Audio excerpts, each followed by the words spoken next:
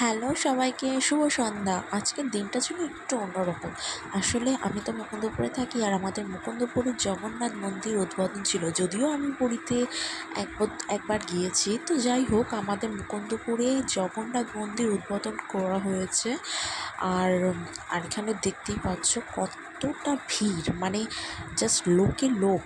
তো ওই যে আমাদের মন্দির, খুব সুন্দর মন্দিরটা, মানে দেখলেই বলে না প্রাণ জুড়ে যায়। তো যাই হোক, এদিকে আমাদের শ্রীমতী অনন্যা ব্যানার্জি, মানে আমাদের মুকুন্দপুরের কাউন্সিলর, আর যথারীতি অরূপ বিশ্বাস, শ্রী অরূপ বিশ্বাস মহাশয় এখানে এসে উপস্থিত হয়েছেন। তারা এসে মন্দির দর্শন করছেন এক এক করে।